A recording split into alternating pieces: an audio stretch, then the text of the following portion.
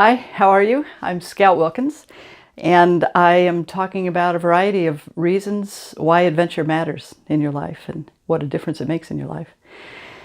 And one of the things about adventure is that it's fun.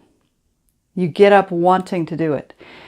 When I was talking with a friend of mine about that this morning, it became clear that there's some need to clarify the word fun, because if you think of fun as just a day at the beach where nothing ever goes wrong, that's not the kind of fun you're going to be calling in necessarily when you start on your adventure. You're going to hope for a lot of that kind of fun because that feels really good. But there's a lot of other kinds of fun available. And so I thought that today I'd do a training on the types of fun. And where I guide, we actually have a lot of fun with this description of fun. So there are 4 kinds of fun that you have the possibility of experiencing. One is that wonderful day at the beach. It's fun right now. It's going to be fun to remember. It's just fun. What's not to love? Here we are on the beach, warm sun. It's a beautiful day, family around, having a great time. Fun. Type 2 fun is a little nuanced. Type 2 fun is not so fun now, and it's going to be fun later. You're doing it now because you know that it's going to be fun later, or it has become part of the adventure, and you know that the adventure, you started on this adventure for fun, and so you know there are things you got to do that in and of themselves, they may not be fun, but they are part of the adventure. And so those things are the getting up early and finding out your car didn't start, right? You set up the tent out in the woods and a big rainstorm comes and blows it over. And it's seriously not fun right now. I'm cold, I'm wet, on a great adventure. Sometimes I'm not sure I'm going to survive the night. You know, whatever it is, whatever level of that discomfort is.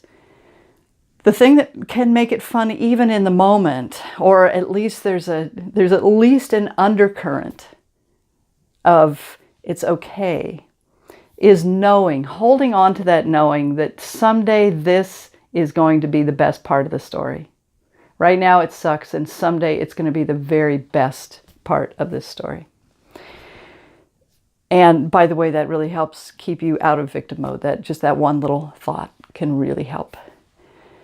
And I will also say that's the place where good-meaning friends may come in at this moment and say, oh, everything happens for the best and there's more good coming down the road. And, you know, right in this moment when you're frozen and suffering and the lens is dropped in the river and, you know, whatever all is going on, not so much that you want to hear that. So as a friend, sort of back off on the everything happens for a reason, this too shall pass advice. You know, trust that when we can access that, we will, but right at the moment, I'm pissed and cold and tired and hungry. And yeah, so be gentle with the other reminders to your friends. So that's type 2 fun. Not so fun now, gonna be a great story. Type 3 fun, I often use this when I'm taking kids up the Narrows who are doing things that are not a very good idea. And especially with older kids that really need some experiential learning, sometimes you just got to let them have level 3 fun or type 3 fun. Type 3 fun is super fun right now.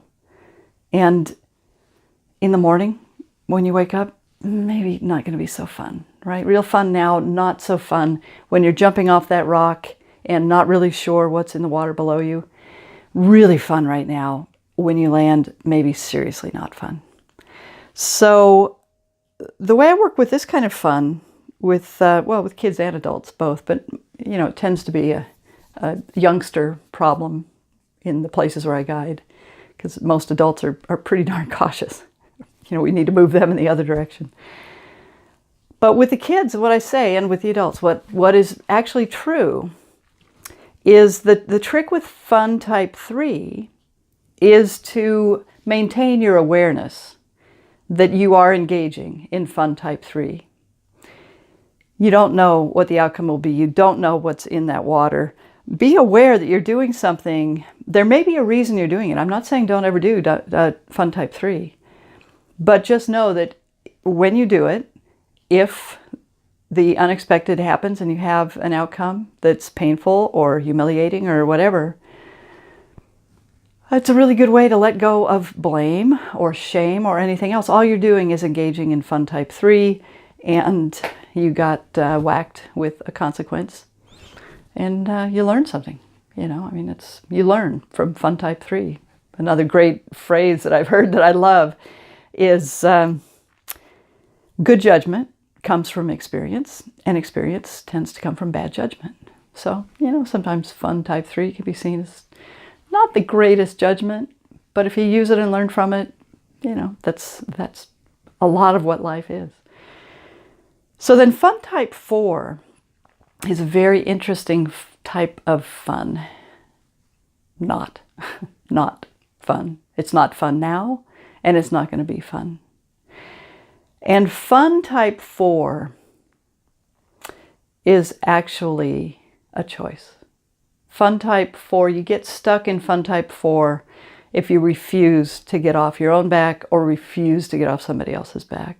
If you get stuck in blame or feeling so bad that you held the group up that you just disappear into this wallowing pit of, oh, I'm such a screw-up, or whatever the choice is, it is a choice. It is a choice because you could, at some point, turn Fun Type 4 into either saying, you know what, that was actually Fun Type 3 and I'm going to own the consequence, and then it's fine, right?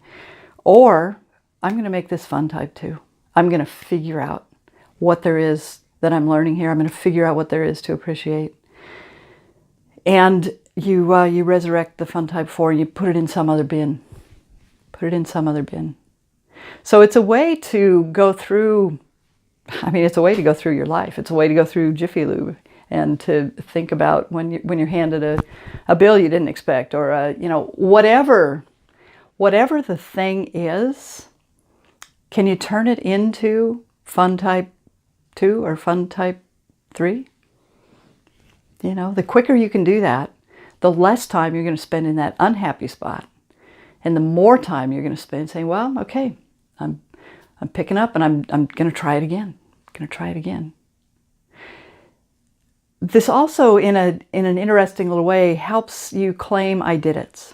And I'm all about claiming I did it. That's what feeds our animal, those I did it. So that when you see yourself doing this, you see that you can do this. And it becomes, one of the cool things is it becomes your idea to start feeling better instead of somebody else, when people try to make us feel a way that we are not feeling, it sets up resistance. Nobody wants to be made to feel something other than they're not feeling until their feelings have been okay. I mean, you're where you're feeling. I'm not saying don't try to help your friends, but be with them in their feeling where they are so that they can experience it and move past it so they don't get stuck in it. So you got to be with the feeling to do that. And so when you look at these types of fun and you can identify, wow, I was getting kind of stuck in a Fun Type 4 moment, and I can turn it into Fun Type 3 right now, or Fun Type 2 right now. I can change the oil in that one. And it really changes a lot of things. There are also a lot of things to learn about yourself if you get stuck in Fun Type 4. It's a really valuable place to create some space and to wonder what it is that is causing you to keep yourself in Fun Type 4. Because there are reasons. There are always reasons. There are always strategies that our inner beings are playing. Our inner beings are continually playing out strategies to keep us safe and okay in the world. No harm, no foul. That's just what we do. That's what we're doing unconsciously. All the work that I'm doing is to help you bring those strategies into awareness so that you can make different choices. So that's what this fun type scale is. Noticing what you're doing, what kind of fun you're in, and being determined to make your life fun. The best thing in my life really was my mentor, who was the director of the museum I grew up in. And once we started on an adventure, everything became part of the adventure. We had some really crazy things happen. He was traveling with a bunch of teenage kids and stuff was happening all the time. And it was always treated, okay, what are we going to do now? It was just always the next step in the adventure. Such a great way to live life. And then, for who knows what all reasons, I ended up going down an awful lot of fun type 4 path. I mean, I know at this point a lot of the reasons, and they have to do with self-judgment. They have to do with trauma in myself and in the world around me. Just the trauma of trying to stay alive in an environment where humans are not used to supporting each other, right? And so that's the other great thing about adventure, right? Is because when you're on an adventure with people, you're supporting each other, and it changes everything. So I invite you to play with these types of fun. I'll be talking about them more. I'll be talking about them more when we talk about values, because in the fun type 4 place, there's an awful lot of that tied in with any values that you are approaching from a sense of away from value orientation, a sense of rejecting something you don't want, trying to move towards something you do by rejecting, by pushing away, by resisting. It's rich territory. It's so cool. And when you get these just simple little ways of thinking about it, it can change everything for you. It's just a different way to hold the information. It's no longer a problem. It's no longer something you have to judge yourself for. It's just a thing that happened, and now you can begin to make choices around it. It's really that simple. Life happens, you begin to make choices around it. You get less and less triggered unconsciously, more and more empowered, and life gets better and better. Thanks for being here.